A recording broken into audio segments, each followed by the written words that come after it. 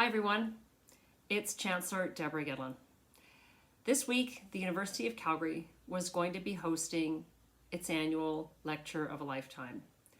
Unfortunately, circumstances have dictated that we postpone the event to a later date. Our Lecture of a Lifetime program was started in 2008 and is meant to honor the body of work of one of the members of our academy. Last year, we honored Dr. Glenda MacQueen, Vice Dean in the Cumming School of Medicine, a member of the Hippocampus Brain Institute, and the Matheson Center for Mental Health Education and Research. Dr. MacQueen was a shining light in the areas of mental health research, in psychiatry, and as a physician. She was revered by her colleagues and her students. Unfortunately, Dr. MacQueen passed away in March from complications associated with breast cancer. But we thought we'd honor her legacy by rebroadcasting her Lecture of a Lifetime given last year as a way to connect some of the challenges that many of us are facing during this COVID-19 pandemic and the self-isolation that we've had to deal with. Some of us are feeling the mental health challenges more acutely than others. So I invite you to listen to Dr. MacQueen's Lecture of a Lifetime given last year online at the University of Calgary website.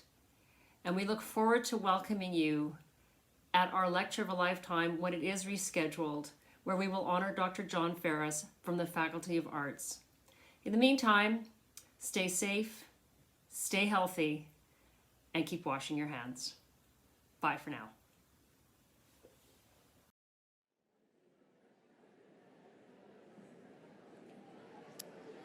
Good evening, and welcome to the University of Calgary's annual Lecture of a Lifetime event. My name is Kieran Grant, and I'm pleased to be here today as your Master of Ceremonies. Currently, I'm a second-year medical student at the University of Toronto, but I'm thrilled to be back here in my hometown of Calgary. I spent my undergraduate years here at the University of Calgary and had the privilege of learning from many distinguished professors, including tonight's speaker, Dr. Glenda MacQueen. Dr. MacQueen and I first met when she agreed to help me with an initiative for student-run peer support service on campus in an effort to bolster the student mental health care that was available. Not only did she take the time to meet with a first-year student, despite her many responsibilities as a physician, scientist, vice dean, you guys all know, but she continued to actively mentor and support me over the next 3 years as we took a simple idea into a pilot project and ultimately one of the many great services that are offered out of the campus community hub in the Yamnuska Hall residence just down the hall, or down the road, I should say. I was also fortunate enough to learn from Glenda in science as one of her researchers in her labs and in advocacy work for youth mental health with the Ministries of Health and Advanced Education at the Alberta government.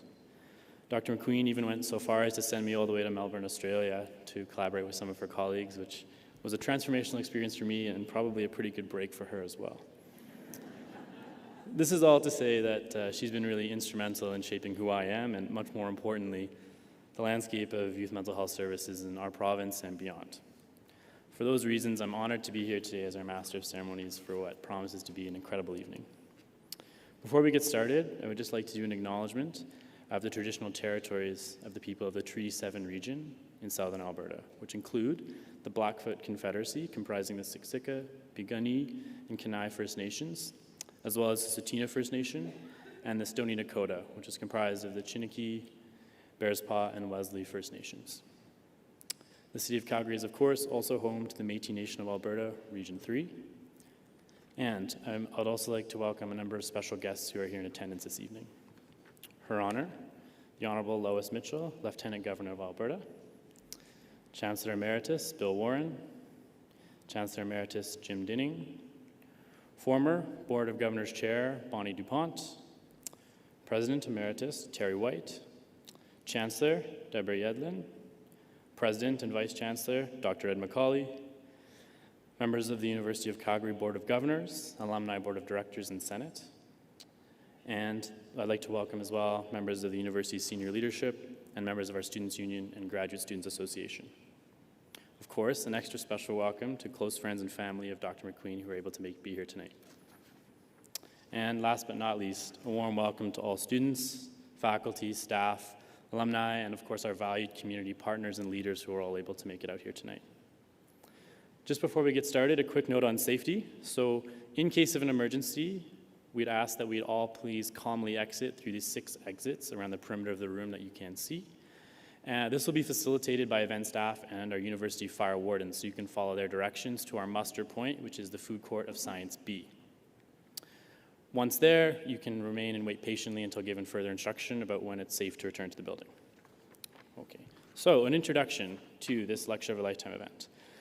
Lecture of a Lifetime was introduced by the University Senate 11 years ago, and with the purpose of showcasing the talents and achievements of leading University of Calgary academics and celebrating their outstanding service to the university, its students, and most importantly, the greater community.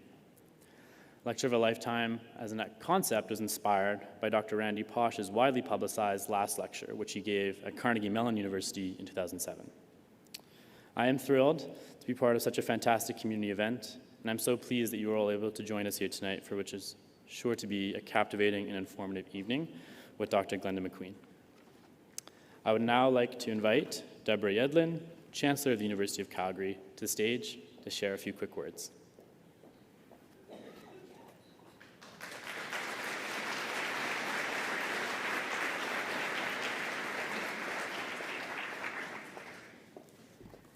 Thank you, Kieran, and good evening, everyone. My name is Deborah Yedlin, and I am very proud to be the University of Calgary's Chancellor.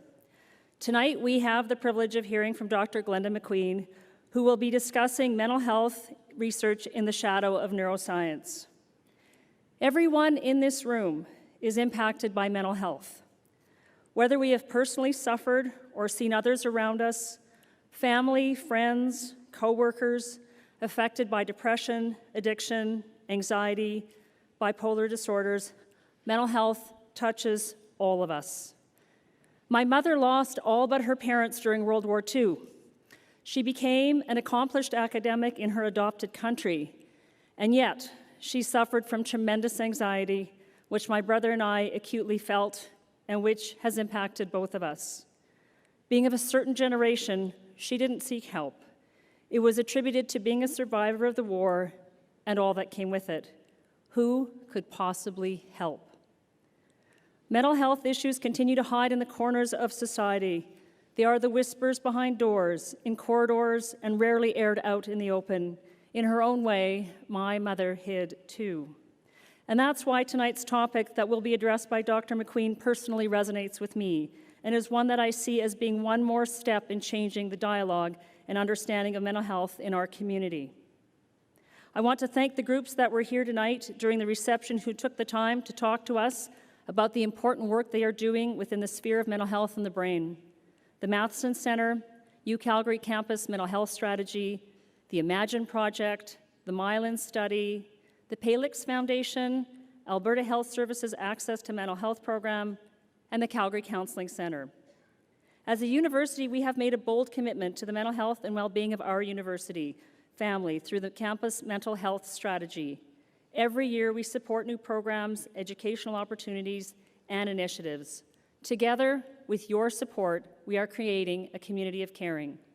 By being here tonight, you are part of the movement to change the discussion, to eliminate the stigma, to bring the mental health discussion out of the corners of society and into the open.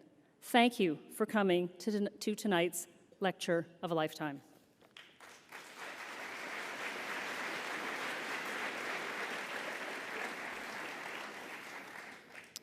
Thank you, Chancellor Yedlin, for those great words. I'd now like to invite Dr. Ed McCauley, President and Vice-Chancellor of the University of Calgary, to the stage.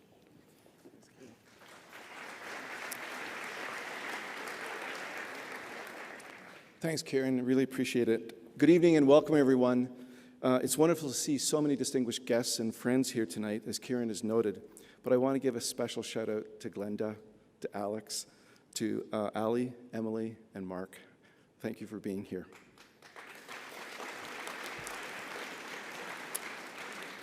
The Lecture of a Lifetime is one of the events of the season at the University of Calgary, and there's a very good reason why.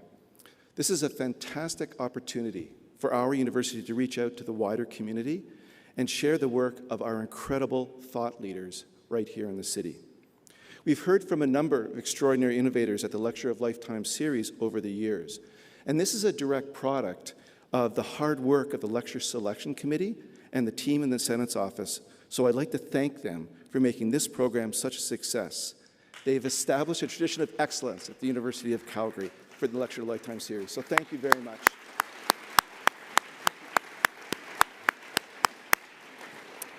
And of course, tonight's speaker is no exception to that rule.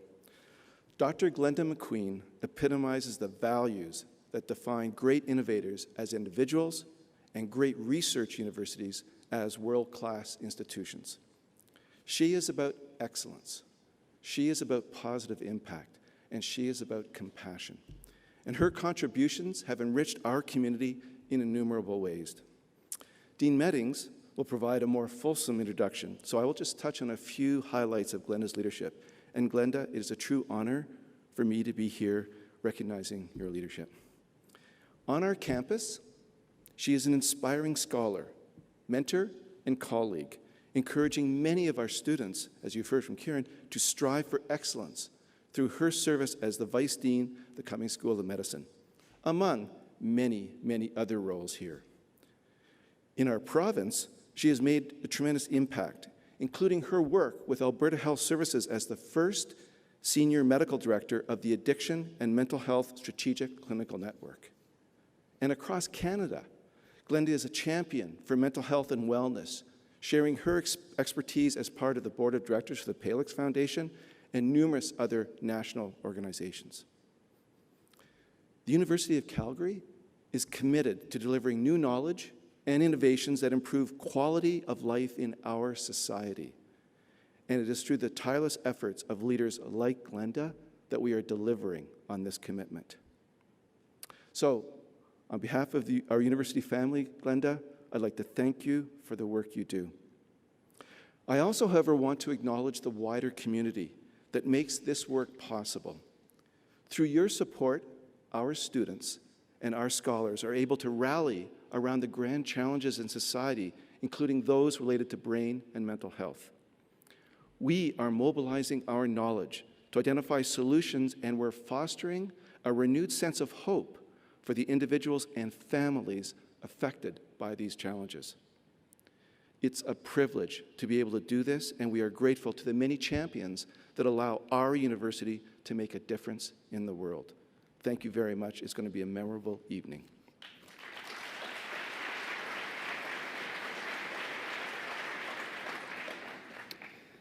Thank you, President McCauley. At this time, I'd like to invite Dr. John Meddings, Dean of the Cumming School of Medicine here at the University of Calgary, to introduce our 2019 Lecture of a Lifetime speaker, Dr. Glenda MacQueen.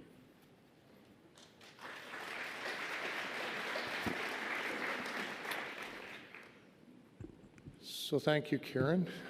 Thank you, Ed. Thank you, Chancellor Yedlin.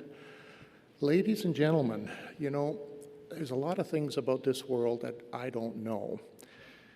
But one thing I do know is that we're in for an incredible treat tonight. We've got a once-in-a-lifetime opportunity here to listen to a talk about an area that, as Deborah Yedlin has said, affects all of us, but a talk given by somebody who is a true world expert in the field. I'm sure all of you have read Glenda MacQueen's bio. Ed has referred to some of her incredible accomplishments, and I could spend a long time reading them to you. I'm not, don't worry, not going to do that. But I do want to point out that Glenda is truly one of the top scientists in the world in this field. And I want to expand on that a little bit. What does it mean to be a top scientist in the world? I mean, in some ways, it rolls off my tongue pretty glibly. I could easily just say that it's true. Trust me, I'm a doctor and all that. I mean, but there's a little more to it than that. Glenda is what all of the world's scientists collectively agree is one of our very best. So how do we arrive at that? So I just want to explain that a little bit, because I think it's important to understand. When we as scientists generate new knowledge and we communicate it to the world, we're always careful to frame new knowledge in the context of what we already know. We carefully quote the work that has gone before that has been significant, and the more important the work that has gone before, the more often it is cited. So scientists who've done many, many groundbreaking things are going to be cited more frequently than scientists who haven't done as many. Stands to reason. And in the end, the number of citations that a scientist gets is a reasonable, imperfect in some ways, but it's a reasonable reflection of how good other scientists think they are. Simple. So every year, Thomson Reuters analyzes all the citations done by all the scientists across the world. They count how many times every scientist in the world has been cited. And they rank them all the way from those who've never been cited at all to the other end, people who have been cited a whole pile of times. And the top 1% of that group in the world, by any estimation, is a group of people who the world scientists collectively consider our very best. Glenda is a member of that rarefied group. She's one of the top 1% of the world's cited scientists. Now, isn't that pretty amazing? Pretty incredible.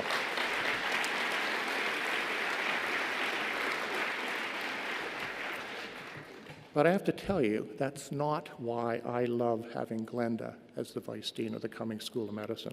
I mean, it's a pretty darn good reason. I got to give it that. But to me, it severely underestimates the impact that Glenda has had upon me, the Cumming School of Medicine, and the University of Calgary. And to illustrate that, I want to share two stories with you. They're short, but important. The first is I want to tell you a little story about how Glenda became the Vice Dean of the Cumming School of Medicine. Because interestingly, when I took this job on as Dean 7 years ago, I did not know Glenda MacQueen. It was a bit of a shock. I had been away in Edmonton when Glenda had been recruited from McMaster to Calgary as the head of psychiatry. And before I took this role on, she had been recruited away from the University of Calgary into Alberta Health Services to start the Strategic Clinical Network. We had never met. And so when I took this job on, one of the first things I recognized that I had to do, and I had to do really well, is I had to pick an incredible leadership team. And there were two groups of people that I had to pick. The first were a group of senior leaders in research and education, and the second was a vice dean.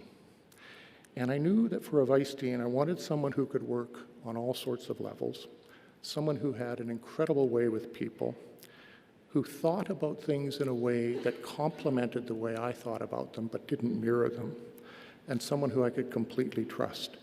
And I have to tell you, I had no idea who that person was going to be.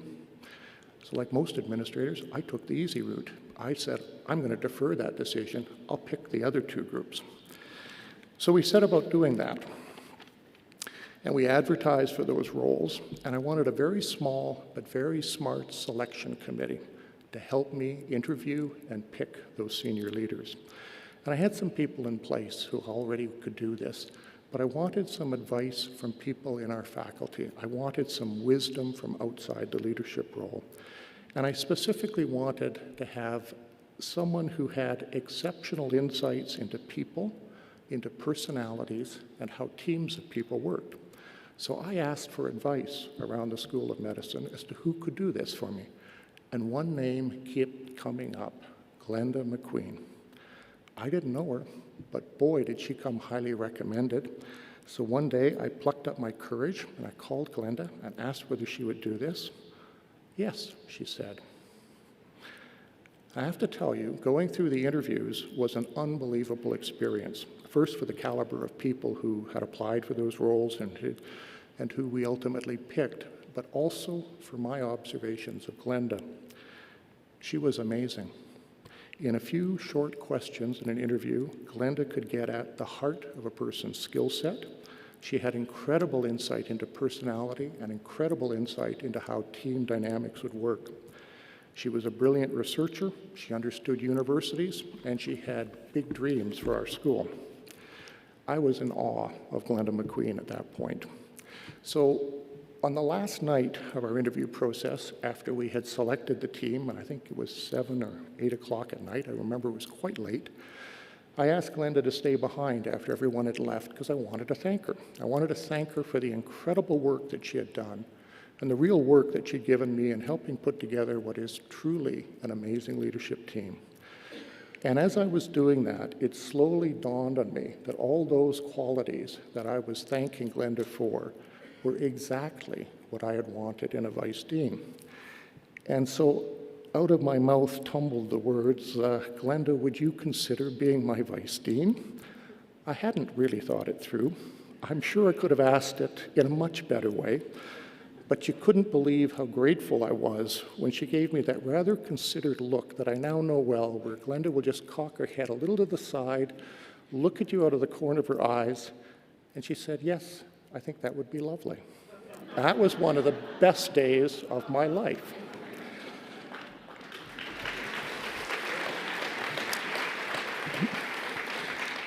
So over the last 7 years, little bits of Glenda have rubbed off on all of us in the Cumming School of Medicine. And I have to tell you, we are vastly better off for it. There's been no shortage of success stories for the Cumming School of Medicine, and I'm not going to elaborate on any of them, but suffice to say, I can't think of one of them that doesn't have Glenda's fingerprints all over it. One final story, short. When I leave town, Glenda does both our jobs. One of the meetings I go to is called the AFMC, where the deans of all of Canada's 17 medical schools get together. It's an interesting group. The old joke is that a single room holding 17 medical school deans is for any university provost or university president the quintessential definition of hell. It's a mixture of interesting personalities. And I remember one meeting a few years ago when we had gone for dinner, and one particular dean, who I won't name, was complaining in a rather awful way.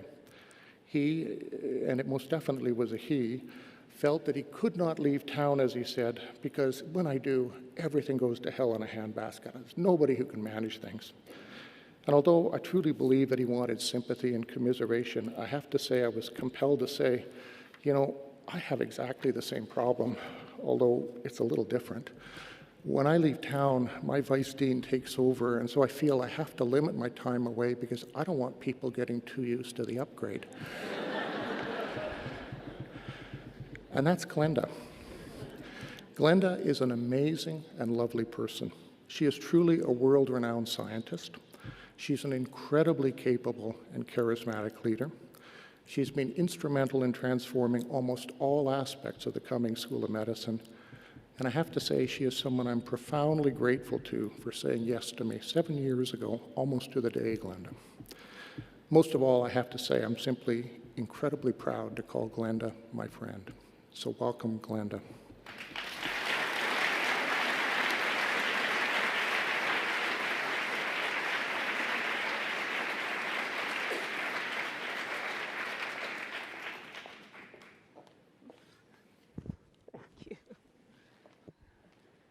I've always wondered how I got that job. Now I know.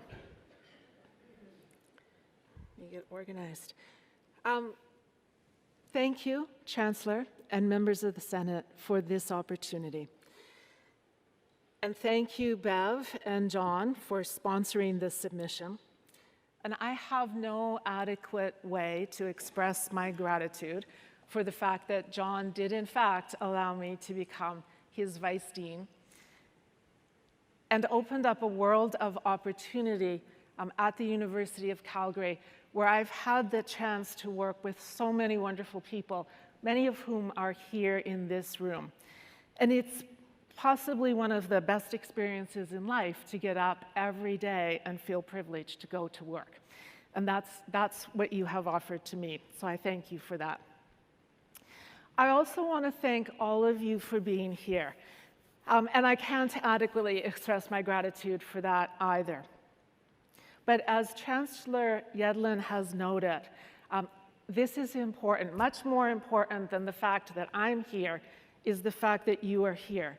Because it would be only a generation ago that nobody wanted to talk about mental health. And it is still a taboo topic in many parts of the world. So I feel very fortunate that we can gather together this evening on a campus that not only talks the talk about mental health, but is also walking the walk. And as has already been noted, tonight we are all part of that journey. Several people who have been part of this Lecture of a Lifetime series they've noted that it's been challenging to prepare for the event, and I am no exception. Most of the previous presenters have had fascinating and eloquent stories and metaphors. Gayla had a tapestry that described how they were called for their chosen profession. I have a simple story. When I was about 7 years old, I had a gym teacher. She was a formidable woman. And she once tasked us with drawing a picture of what we wanted to be when we grew up. Being 7, I hadn't really nailed that down, and I couldn't particularly draw. But at the time, I had a cute tutu and a picture book with dancers in it. And I could more or less copy the dancers onto the paper. So I said, a ballerina. As my gym teacher, she had already had an opportunity to assess my motor skills. And so in response, she said, how about a doctor? So the next Christmas, I asked Santa for a chemistry set and a microscope. And at the time, it didn't strike me as odd that along with the microscope, Santa brought a box of beautifully labeled pathology slides from the Glace Bay General Hospital.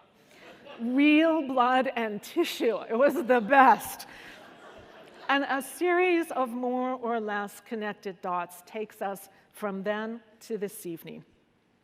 Now, one sleepless night, I realized that my unremarkable life was not the only challenge that I faced this evening, because I want to talk to you about two things that are at the core of my professional experience.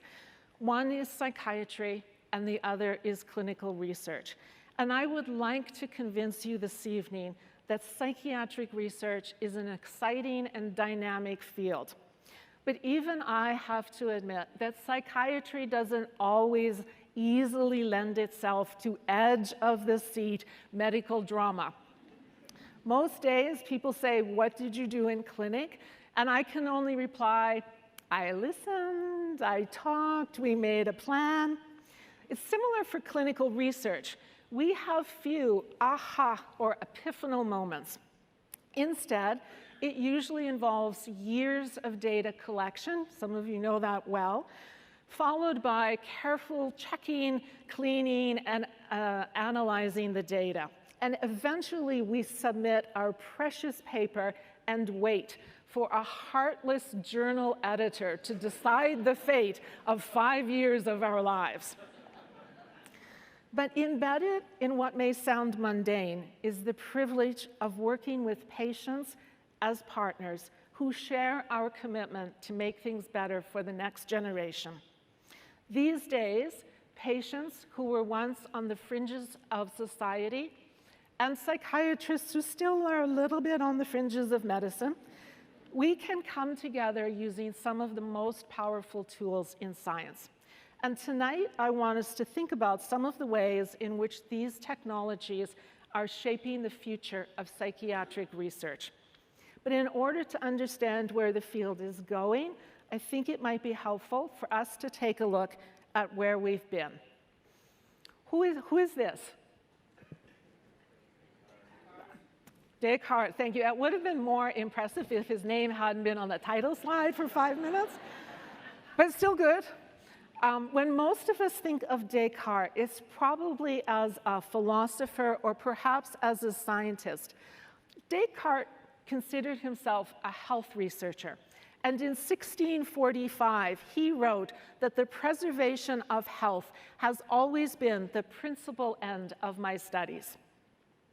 And there's speculation that when he first proposed the mind-body dichotomy that carries his name as Cartesian dualism, he did it in part because he was interested in studying the body and didn't want to be seen to be meddling with affairs of the mind, which at that time was interchangeable with soul and therefore the jurisdiction of the church.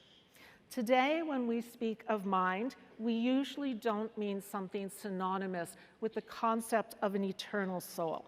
In fact, these days when we refer to mind and body, we often will add "and soul" or "spirit."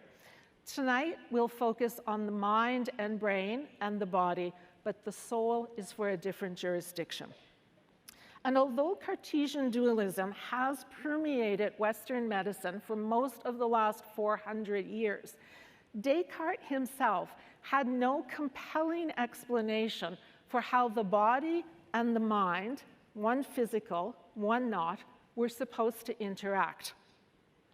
And in fact, there's a wonderful exchange of letters between Descartes and Princess Elizabeth of Bohemia. And she was writing to him, and she said essentially, "You know, Descartes, I can't follow this mind-body distinction and how it's all supposed to come together." And lacking a good explanation, he eventually replied to her and essentially said, "Princess, thinking is really hard work, and it's dangerous to do too much of it."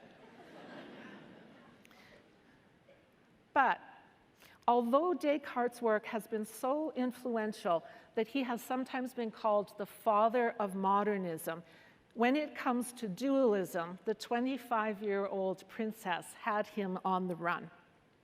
Now, let's fast forward to the turn of the 20th century. And I'm not sure, does anybody recognize who these characters are? Pavlov and Freud. Thank you. So you can see, unbeknownst to most students of psychology, Pavlov's first experiment was to ring his bell and cause his dog to attack Freud's cat. This cartoon pretty much captures my life when I began psychiatry. Prior to medicine, I completed a PhD in a traditional school of behaviorism that was the dominant model of experimental psychology for most of the 20th century. And in contrast, psychiatry had been dominated by Freudian psychoanalytical models. There was virtually no overlap between experimental psychology and clinical psychiatry, and arguably there was little progress in psychiatric research.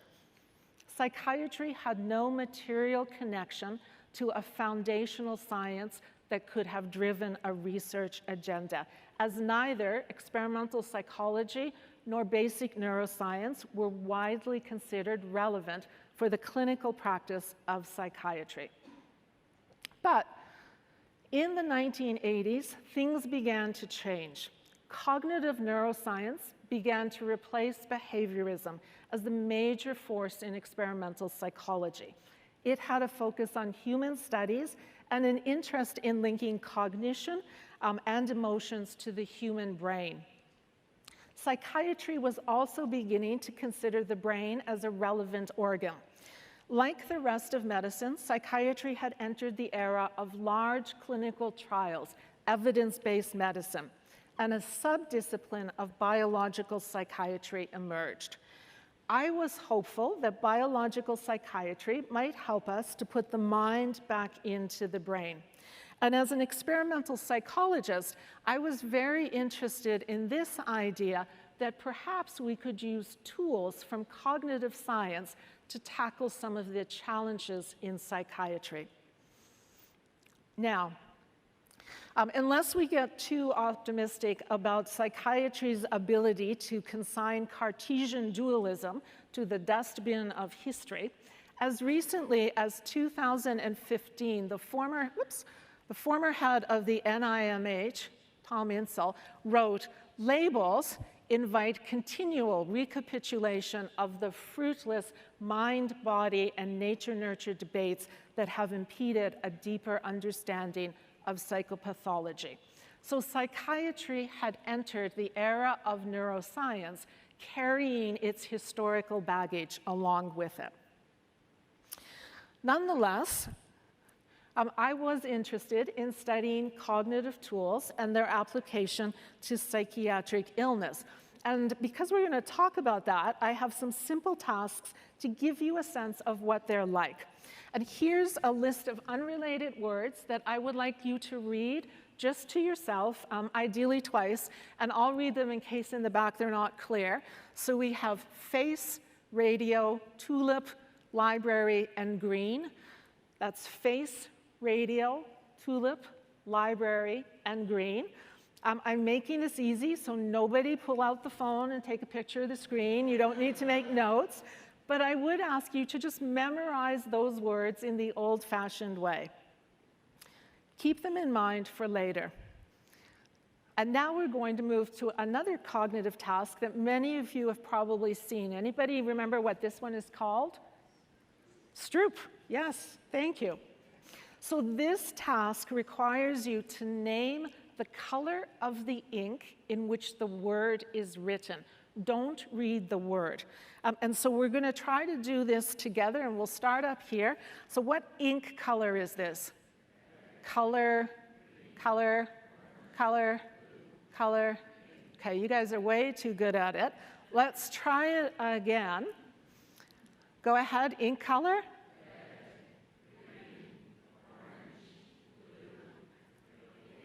Okay, it's a little bit harder.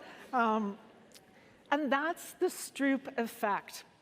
It's harder because you have to inhibit your overriding and overlearned tendency to read a word in order to name the ink color. Now, the reason for me to ask you to complete the Stroop task is not just to try to keep you awake after the long day.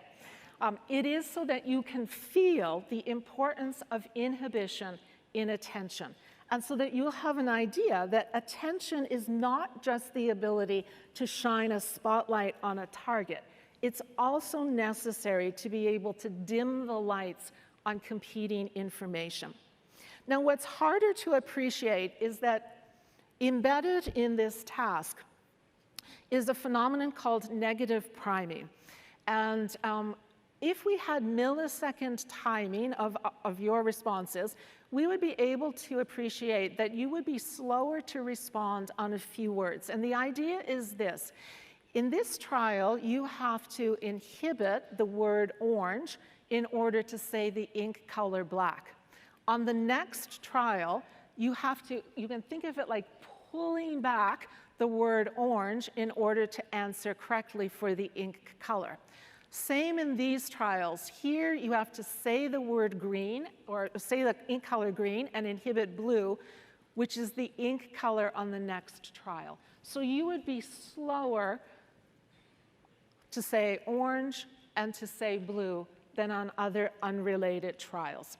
So it's called negative priming because one trial primes or prepares you for the next, and negative because the effect is to make us slower.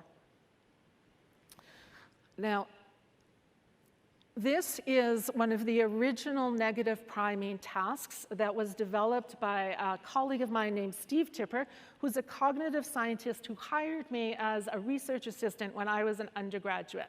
So I've been familiar with this task for a long time. And eventually I became interested in using negative priming as a way to study problems of inhibitory control in people with depression. So there's that movement towards applying some of these tasks to study psychiatric illness. You will know, some of you will know, that problems with concentration and focus are written into the very diagnosis of depression. And people who have depression will often report feeling unfocused, distracted. They'll report they have difficulty attending to a task. But at the time we first started working with negative priming, there were almost no studies examining whether these concentration problems might be in part because of reduced inhibitory control. So we simply asked a group of people who had depression to complete the negative priming task for us. And it's pretty simple compared to the Stroop. You just name the target that's in red, so scissors, scissors and cup, but here or scissors and bed, and here you've had to inhibit bed, and you would be a little bit slower on this task. And sure enough, people who had depression were actually faster on the task. They were faster because they lacked the inhibitory control that should have jumped into action to help inhibit BED and allow them to say scissors. Now, that was a very simple finding, but it did lead us to ask a number of questions about the impact of depression on cognitive systems in the brain. We wanted to move on and study that in more detail, but in order to do that, we needed a slightly different task, one that we could make a little bit more challenging. So we moved to something called a backward masking task. Now, masking is pretty simple. If you were working on a computer screen, and what you would see is that I would flash a target at you very quickly. And here it's the letter P. These dotted lines represent the passage of time, not a long time, maybe 100 milliseconds. And if I gave you 100 milliseconds before I replaced the P with an X or a mask or a distractor, you would find the task easy to do. And I would have set it up, except the timing of moving between the screens doesn't work very well. It has to be really fast. We can make this task difficult simply by shortening up the interval between the target and the mask. And so if we make that interval really short, you just don't have enough time to process the target before it's masked. Now, you might say to us, well, what was the big deal with a difficult task? Why were you interested in that? At the time, the clinic where I was working was becoming interested in studying young people who were experiencing first episodes of depression. And we and others knew that about 75% of all psychiatric illness will begin before the age of 25. But surprisingly few clinics were either treating or studying young adults around the time they first experienced illness. And we thought if we were going to study this group and examine whether they might have some cognitive problems, they were more likely to be apparent if we had a more difficult task. We need the slide. There we go, thanks. Here, what you're seeing, and I'm just going to walk you through this, is reaction times and error rates. And reaction times are about half a second. This is a really fast task. And error rates here vary, but if you look on this side of the screen, you can see that all of our groups have quite low error rates, and you probably can't read that, but that's 5%. So the error rates for all groups when the task is easy were very low. So we did, in fact, need to have a more challenging task. And what's happening here is the interval between target and mask is getting short, so the task is getting harder, and here you start seeing our groups separate. Now, who's in this group? This is a group of young people. Some of the young people, represented in pink, had no symptoms ever of psychiatric illness and no family history. Another group, represented in the kind of purple color, had no symptoms ever of depression, but they did have a positive family history. So they carried some genetic liability for a mood disorder. The group in green were also young people who had had some symptoms of depression in the past, but at the time that we assessed them, they didn't have any symptoms. So they were what we would call euthymic, or essentially well. And we were startled by the difference that emerged when our task was difficult. So if you can read here, our young, healthy people, when the task was hard, hit error rates of maybe 8 to 10%. But the young people who had, in past, experienced some symptoms of depression were at error rates 3 times that, and they were slower. So they found that component of the task really challenging. And this surprised us in part because, remember, at the time that we assessed them, they didn't have any symptoms of depression. So that suggested to us that those first early symptoms of depression were leaving some kind of an imprint on the neural circuitry that underlied this task. It also suggested to us that there might be a window of time that was important for us to understand before the first onset of depression, because we didn't really know whether this deficit could be recovered after the depression had occurred. So we became even more interested in studying what happens in that period leading up to and including that first episode of depression. And to explain where we went next, we have to talk a little bit about memory. And just to prepare you, we're going to come back to those words that you memorized. So memory is not a unitary concept. There are multiple memory systems, and the easiest way to divide them up is to think of habit or automatic or overlearned memories, and recollection memories, which are more the kind of little checklist, the details you have to keep in your mind for a particular event or item. And an easy way to think about it is if you have your own parking spot, and you park your car every day in that parking spot, if you were to have depression and to have some cognitive problems, it is extremely unlikely that on one random day you would forget what your parking spot is, because that's an overlearned or habit memory.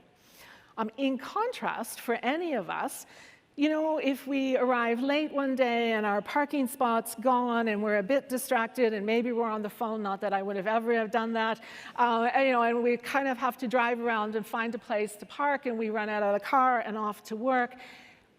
For some portion of us, when we come out into the parking garage that evening, we will be standing at our parking spot convinced that somebody has stolen our cars. And that is the difference between habit memory and recollection memory. And for people who have depression, that tendency to have errors in recollection memory is what's increased. And that can be very bothersome to people. Now, just take a moment and remind yourself of the words that we saw on the screen a few minutes ago. So there were 5 words. Just bring them back into your own mind. We don't need to shout them out. So you are now engaging in free recall. What about if I said, well, one of them was a flower, one's a color, one was a building, one is a device you use to listen to Chancellor Yedlin on CBC. That's cued recall, and that should be a little bit easier. And if not, I might say to you, well, one of them was a flower, and can you tell me whether it was a lilac or a tulip? And one was a color, and do you think it was green or yellow?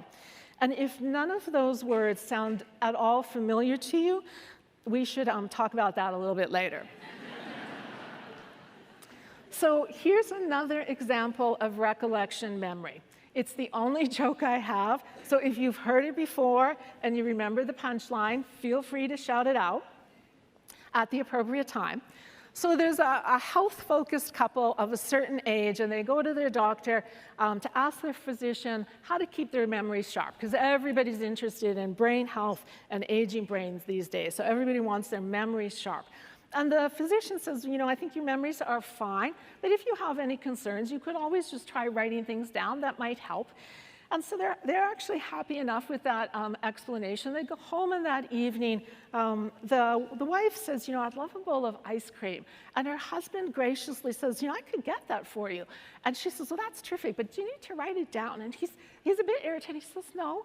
And she says, well, okay, but I'd like strawberries. And he says, yeah, I got it, strawberries and ice cream with whipped cream, but write it down. And now he's really irritated. And he says, look, it's strawberries, ice cream, and whipped cream. I've got it. He disappears to the kitchen. He's gone for 20 minutes. He finally comes back, and he hands her a plate of bacon and eggs. She looks at it, and she says, I told you to write it down. You forgot the toast. So that's recollection memory.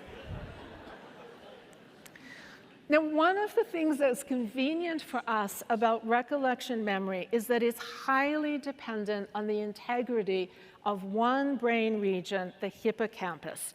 So we began to study the hippocampus in people with depression using MRI scans.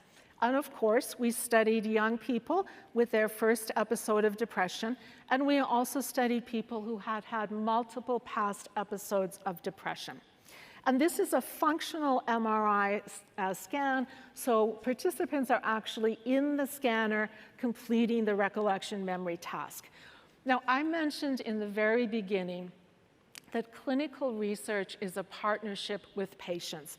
And for me, this is a good example, because we approach people who don't feel well, and we propose to them that it would be terrific if they would climb into the MRI scanner, which will be noisy and tight.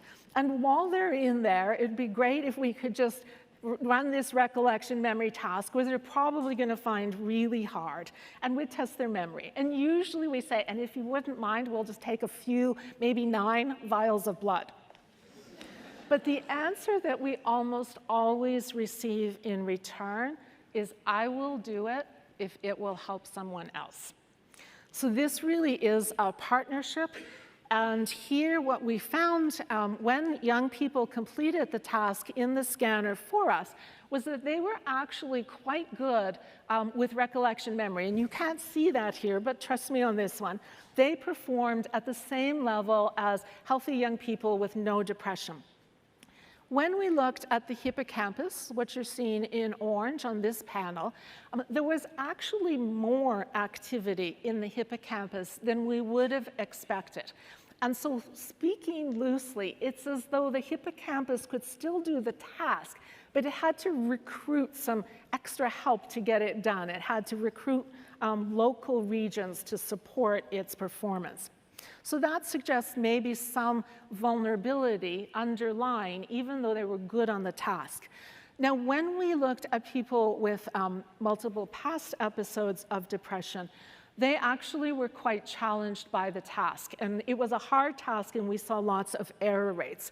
And perhaps corresponding to that, when we looked at activity in the hippocampus, we saw that it was reduced. And that's what you're seeing in blue. That means a relative decrease in activity for people with depression in comparison to people who don't have depression.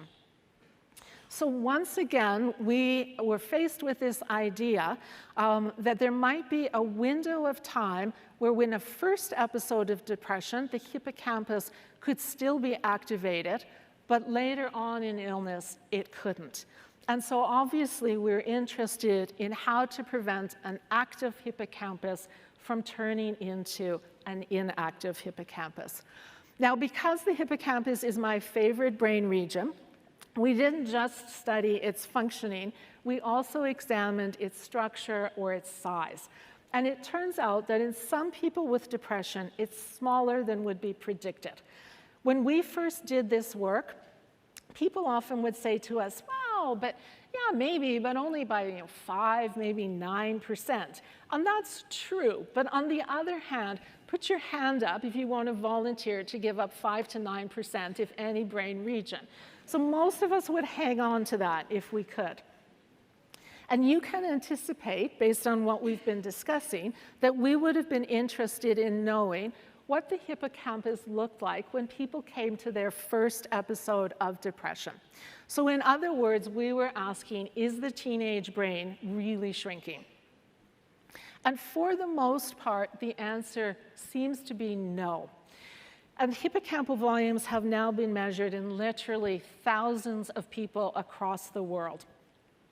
There's a subset of people with the first episode of depression who have a very strong family history, and another subset who have a personal experience with trauma or significant anxiety.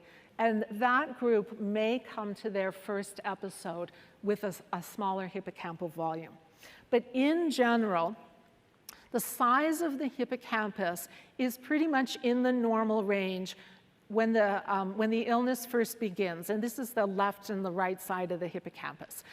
But what we see here is that as the illness progresses and over time, there's a fall off in volume, and most of that occurs in the first few years of illness. And this makes sense because we wouldn't expect a linear relationship with a hippocampus just disappearing, but it seems to fall off, and after that fall off, things stabilize. We, of course, were interested in understanding whether we could do anything to prevent that decline. But you might say to me, well, you know, having a slightly smaller hippocampus doesn't sound great, but does it actually relate to anything important? Maybe you just have a bit of extra hippocampal tissue and it doesn't matter. So we asked that question, we looked at that, and asked the question whether a small hippocampal volume would be related to whether or not a person would respond to treatment, to an antidepressant medication. And in this instance, it turns out that size really does matter. So here we see the posterior part of the hippocampus, and particularly in the back or posterior part of the hippocampus, if that area was small, people were much less likely to recover from their episode of illness. So again, we felt we wanted to think about how we would prevent illness progression. Now, one way to stop the progression of illness would be to treat everyone aggressively when we first have the opportunity. And there are some people who would advocate for that approach. Most of us, however, would probably argue for a different strategy because the majority of people with a first episode of depression will do just fine. For many people, it will resolve and it will never come back. Or it might come back, but it might be 20 years in the future. But there's a subset of people who develop a recurrent or chronic illness. So the question we really want to ask is, among the group of people with depression, who are the ones at risk of recurrence? And as a follow-up to that, why are those brains different? And what can we do about it? Now, at this point, you might be thinking, wait, was that a reference to the right treatment for the right patient at the right time? Was that actually a reference to precision medicine? And in fact, it was. In 2017, Dr. George Weiss gave this lecture. And when he talked about the future, he talked about the future with precision medicine. 2 years later, I want to suggest to you that the future has arrived. And if you could read this, which I know is challenging, but you would see that right up on this screen.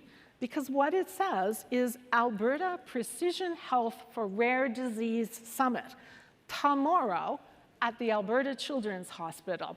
The future is here. So we've heard many people say, you know, I don't really get this precision medicine thing. And that's partly because it's not one thing. Precision medicine is a paradigm shift. And we usually only have paradigm shifts in medicine maybe every 30 years or so. But the key goals of precision medicine are the same goals that medicine has always had. We want to keep people healthy, and when people are not healthy, we want to help return them to health. We want people to get better. So the paradigm shift is not in our goals. The paradigm shift is in how we tackle those goals. And new technologies are driving this shift. Technology is also allowing for another key component, which is collaboration between large groups. And when large groups work collaboratively with new technologies, our hope is we can then begin to piece together the complex factors that determine why one person gets sick and another doesn't, or why one person gets well and another doesn't. So, what does precision psychiatry look like? Well, I would like to share with you 3 examples of precision research programs, all located at least in part in Calgary. And the first is a study led by Jean Addington, one of our renowned psychologists who's working at the Matheson Center. And when John very kindly mentioned that notion of a citation rate and they count up your citations, Jean is a top 1% psychologist, so renowned in her field. And Jean is leading a study to look at and get at this notion that when young people first begin to experience symptoms, they're usually undifferentiated. So they're distressed, they may be anxious, they may have a few symptoms of mood disorders, their performance might drop off in school. But generally, young people do not come in with labels stuck on their foreheads. So we don't know when they first arrive whether they will go on to develop depression, perhaps bipolar disorder, perhaps a psychotic illness, or perhaps nothing. Maybe it's just a bump on the road on an otherwise smooth highway to the future. So our goal is to use a variety of these new technologies, including some of the ones that you've been hearing about. So we look at a genetic risk, which you've heard a little bit about, brain activity, we have brain scans, we look at life experiences, and we get them to do cognitive assessments. And the hope is that when we put these things together, we will be able to separate adolescents into groups that predict the trajectory that they will take. So our goal is to get to a future in which families can ask us, what is this? What's going to happen next? And what can you do about it? And we can give them a better answer than we can today. Now, we're talking about the hippocampus. This is a picture of hippocampus. And Nikita is here somewhere. I don't want to put Nikita on the spot, but you could wave, Nikita. Thank you. So this is Nikita's work. He's one of our terrific graduate students. And he's really taken technology in a new way for us. So this is looking at the hippocampus of some young people in ProCan, that study I just mentioned, and a variety of other participants. And what you're seeing is essentially the hippocampus traced by both some of our excellent students, and I actually think Kieran had the great privilege of moving through some hippocampal volume tracing, and you have a long legacy because Dr. Val Taylor, who's our new superstar department head of psychiatry, Val herself once moved through the experience of tracing the hippocampus. So our students have done this at the gold standard level for many years. But it takes a long time. To do it well probably takes at least an hour a scan, and usually we need multiple raters in order to trust the result. What Nikita found is a computer algorithm that can also trace hippocampal volumes. And if you can see the little bright green dots, those are the only areas where our expert raters and the computer disagreed. So without getting into the details, this is a computer algorithm that can reliably measure a hippocampus in about 30 seconds. So once this program is configured, we can do in an afternoon, or I should say Nikita can do in an afternoon, what would have taken 6 months of human effort. And suddenly, it's much easier to assess large numbers of people. Now, this is another example also from ProCan and also data generated by Nikita. And you might remember earlier I mentioned that in one of our studies, it was the tail of the hippocampus that seemed to be particularly important in predicting recovery from depression. And here what Nikita is using is a different computer algorithm that will automatically parcellate the hippocampus into a variety of functionally distinct subregions. And this is the hippocampus. These are related structures, the amygdala and the thalamus. Now, with manual tracing, we can essentially divide the hippocampus into 2 or maybe 3 regions. You can see that with this algorithm, we can get close to 20 subregions.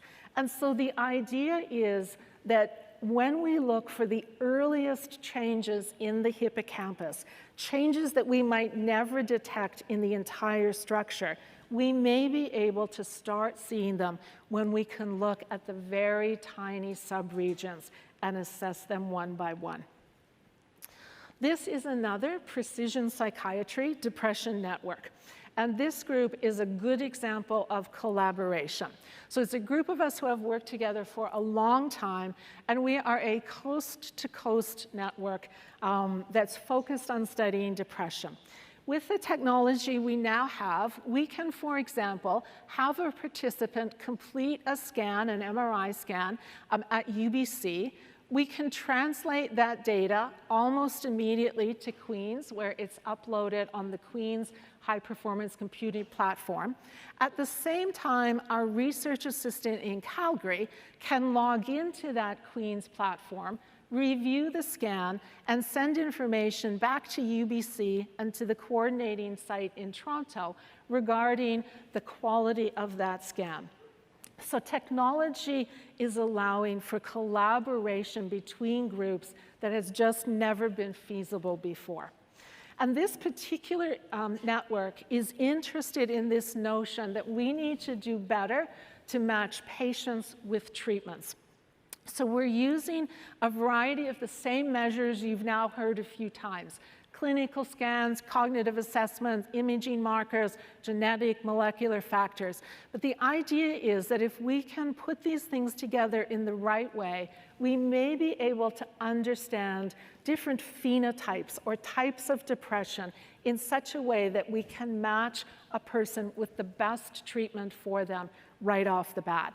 And that could be a medication, a talk therapy, or even a neurostimulation therapy. But the idea is to match them up so we get maximal effectiveness early. Now, at this point, you might be thinking, well, this sounds a bit simple-minded. And isn't that what you've always been doing? Isn't selecting treatments for patients what you do every day? And the answer is, in some ways, not exactly. So much like the rest of medicine, the common approach in psychiatry for the past 30 years has been based on the widespread adoption of treatments that were studied only at the large group level. So in other words, we might study 1,000 people, and we would know that a treatment was beneficial for a minority, for some, but not all. And we would never know what distinguished the group of some from the group of not all. And although on this side, if you can see it, there's a specific reference to pharmacotherapy or medications, this doesn't apply only to drugs. So specific psychotherapies have also been widely adopted in some jurisdictions. And that's terrific. It's important that people have access to psychotherapies. But not all therapies work in the same way. And we need to remember that widespread access to a hammer is not necessarily helpful if what you need is a drill. So this has been our model for clinical trials. And the question is, can we do better, or do we need to do better? And I would suggest to you, and Dr. Chris Wilkes, who I know is here, could reinforce this, that I think we need to do better. So there is some data that over 8 million children in America between the age of 0 and 17 are prescribed psychotropic medications each year. And if we look only at depression, we see that's about 2 million kids. Now, we know that we need probably to expose about 6 children to a medication in order to make 1 additional child better. Now, before you get all, I knew psychiatry was a terrible specialty, before you go there, be aware that a 6-to-1 ratio in medicine is actually really good. And there's a whole host of medications, if any of you are out there taking them, you don't have a 6-to-1 ratio. But if we think about the fact that over 2 million children are prescribed antidepressants, this would suggest to us that about 1.5 million of them have probably derived very little benefit from that exposure.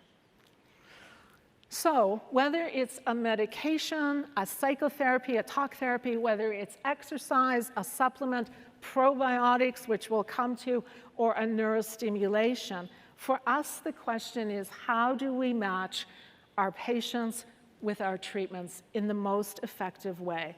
And I would suggest that when we ask any parent to expose his or her child to a treatment, whatever that treatment is, that parent and that child has a reasonable expectation that it's going to be worth the risk.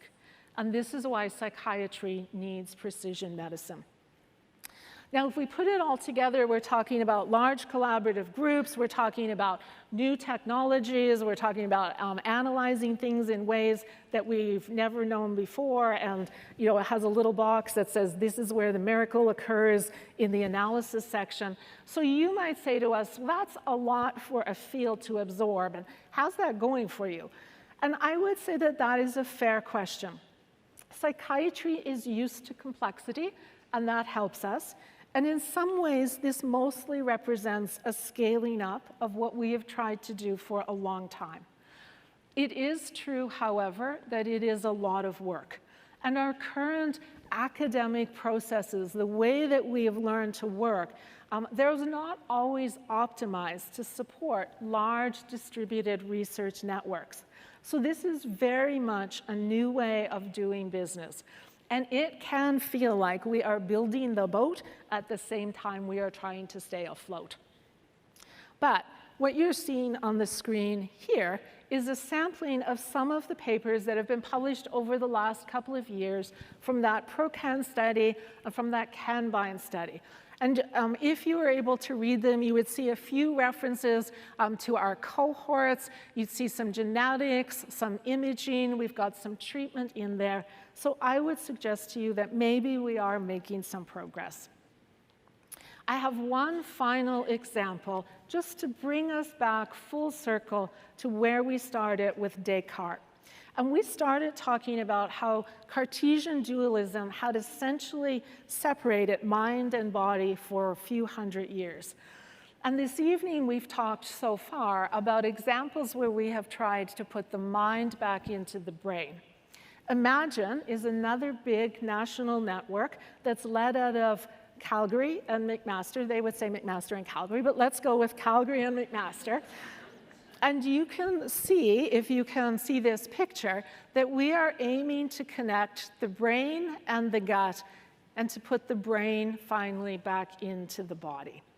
The goal, and if any of you had a chance to see the booth outside, the goal is to recruit 8,000 people, including a number with inflammatory or irritable bowel disease, and to understand how having these illnesses in the gut can actually change the brain, to understand how changes in the brain that come with depression, stress, or anxiety can influence what happens in the gut. Now, we've been working on this for a long time. And if this slide has a kind of retro, late 80s, early 90s feel, that would be about right. But I want to acknowledge that this is something we've thought of for many years. And in fact, I mentioned very briefly that I had done a PhD in behaviorism.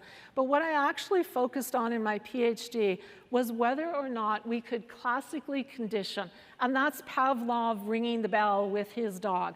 So whether we could classically condition a mast cell, which is an immune cell sitting here on the kind of inside of the gut, whether we could condition that mast cell to release chemicals. And we trained rats in something that the immunologists called your disco chamber, because we had rats in a little chamber that we flashed certain lights at them and there were certain sounds. But in that chamber, we essentially trained the rat in such a way that when we exposed it to a cue, there was, in fact, evidence that these mast cells far out of the brain, way down in the gut, would degranulate in response to that cue. So even 30 years ago, we thought that these connections were important. And you will also note, John especially, even back then, we were recognizing the importance of the gut bacteria or the microbiome. And I'm not sure whether either of you can see this, but this is actually 2005, a cartoon from the Globe and Mail, where a waiter is offering a patron a little dash of probiotics on his dinner. Now, probiotics have certainly come into the mainstream. How many people have ever tried one? Be honest. How many have thought about it? Lots of people. So that's an interesting phenomenon, because our current enthusiasm for these preparations is really exceeded only by the size of the gap in our knowledge about how and when we should aim to manipulate our intestinal flora. But it's an important question. It's obviously a question that's hit the mainstream, and it's a question that we're hoping to start to answer with Imagine. So we will use a whole host of technologies that are available to us to look at dietary factors, the microbiome, the ways in which these influence inflammation in the periphery, here mostly the gut, and the impact of those on the brain and psychiatric disease. So this is precision medicine with the brain, body, and bugs fully integrated. Now that brings us full circle to our friend Descartes. And in 1649, he wrote The Passions of the Soul, largely as a synthesis of the letters he exchanged with Princess Elizabeth.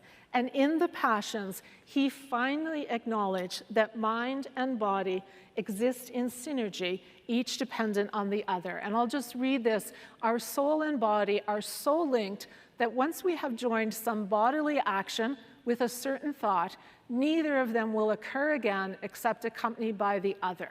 And for a little dash of the personalized medicine, and which actions are joined with which thoughts varies from person to person. We are very privileged in Calgary to have access to remarkable technology and the technologies that will allow us to drive the field forward. But as we've discussed, technology alone will not create the future of health. Progress relies on collaboration and a cultural willingness to change. It's the classic Drucker line that culture will eat your strategy for breakfast. So we are also incredibly fortunate to have a university that is committed to creating that culture that supports change. And what will ultimately shift the way that our broader community understands psychiatric illness is the fact that you are all here with us this evening. Thank you so much for being part of this.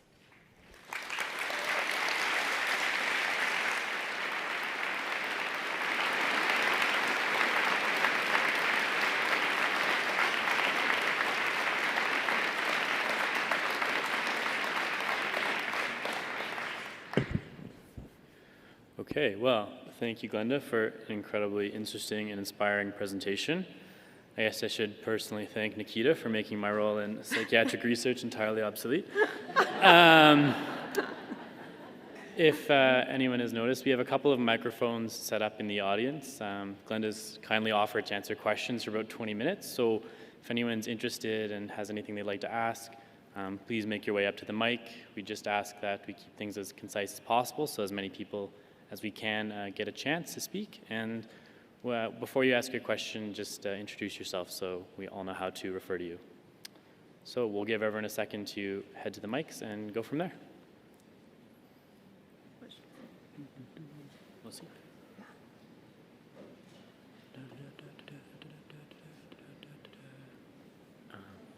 I'll just let you pick your people and go back and forth between mics.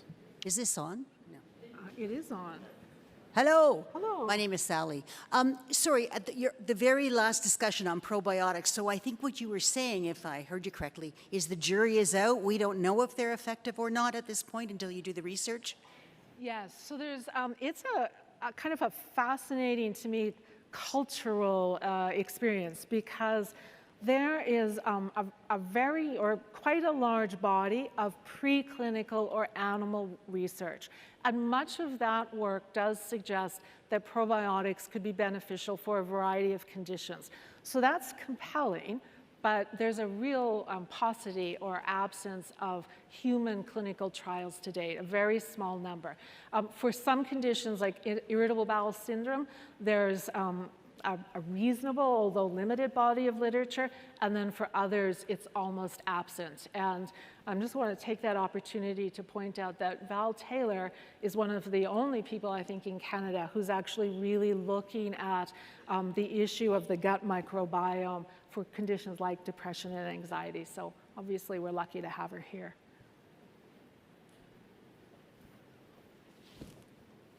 Hi, my name's Rolf. Can you talk about the research going on for treatment-resistant depression using psychedelics and what the mechanism is that makes it might make it work? Yeah. So to a great extent, we don't know. And there was interest in that field way back when in the 1960s, and some of it got a bad reputation back then. Probably what's led to renewed interest has been the finding in the last few years that ketamine, or special K, but ketamine can have very rapid antidepressant properties for a subset of people. And when we look at the mechanism of action for ketamine, it's turned a few things that we thought we knew on its head, because it's a new series of neurotransmitters. And prior to the data on ketamine, we had generally thought that high levels of something called glutamate were probably excitotoxic or bad. But ketamine causes glutamate release and yet has these very profound, for some people, antidepressant effects.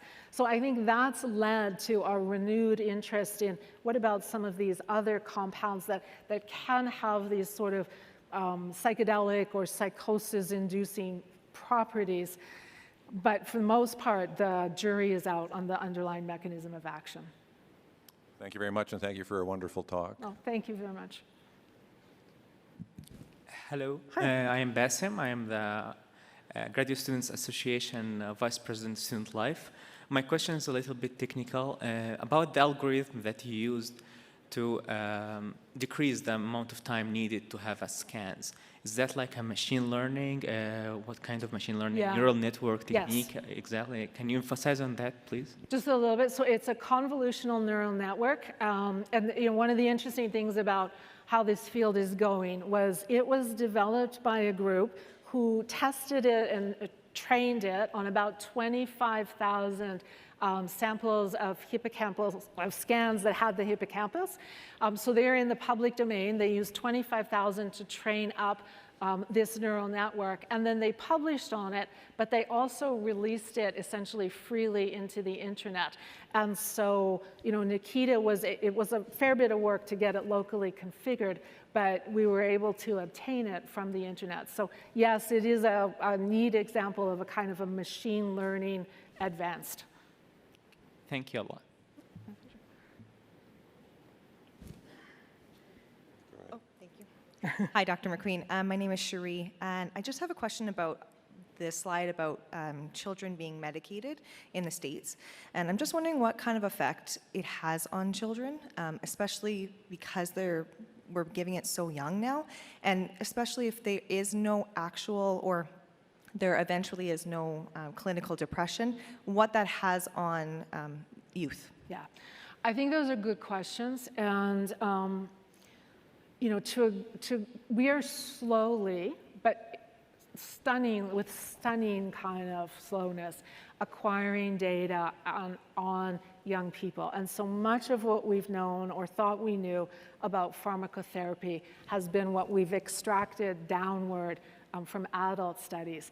And just for an example, adolescent depression, for children to have a full-on depression pre-pubertally is quite unusual, but it's not so unusual in the post-pubertal or adolescent phase. And that's when depression often starts, as we've been talking about.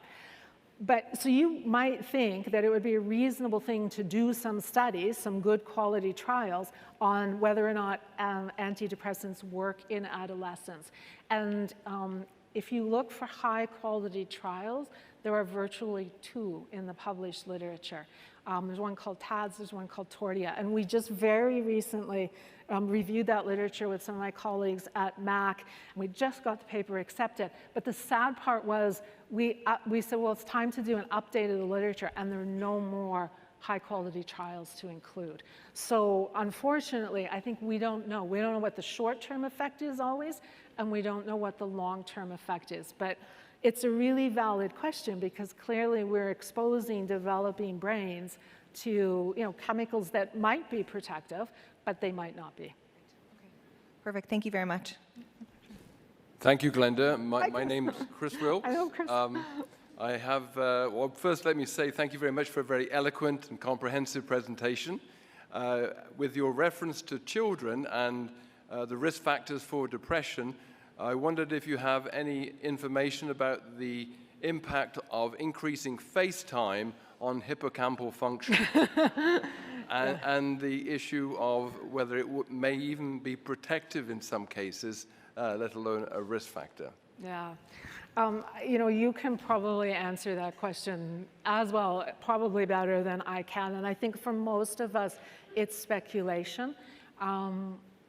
There has certainly been a fair bit written about how as screen time is going up, there's been questions about our rates of depression also going up. Our colleague Scott Patton, I think, has some data to suggest in university students, maybe not particularly, but I think we don't know, and it may be a risk factor. But there have been other people who have provided that contrary voice to suggest that maybe for some young people who may be struggling to develop a social network, particularly if they just don't see themselves as fitting into their peer groups in school or other activities, the ability to connect online might have some protective features.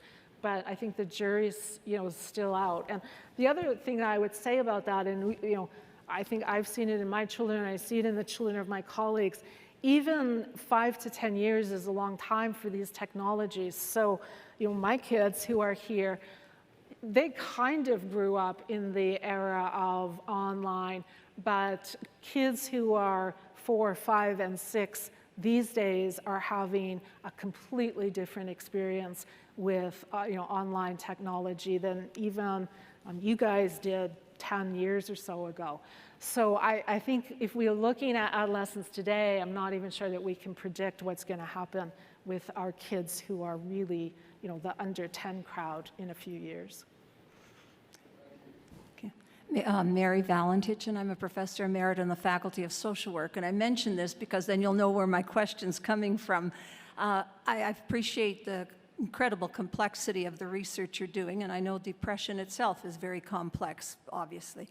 But I'm just wondering, who do you do research with or collaborate or link to deal with the social conditions that we have, like poverty? We know how serious that is. So how do you who do you hang out with, in a sense, to try to deal with what are some of the underlying social conditions? Yeah. So, as you know, that is a whole area. And most of our teams have either psychologists or other professionals who have expertise in psychosocial factors. And we nearly always are careful to collect the best data we can on everything from family functioning, kind of the kind of socioeconomic situation of the family and the child. We look for early trauma. We have experts for one of our Kanban projects. We actually have some very detailed questions about early experiences that are done only by an expert group at Queen's. So they do them by phone so that everybody in the country is approached in the same way with a kind of high quality approach to assessing that information. One of the other things that I would say, which is not meant to sidestep that question, but I think Alberta has been really fortunate because, I have a bias, admittedly,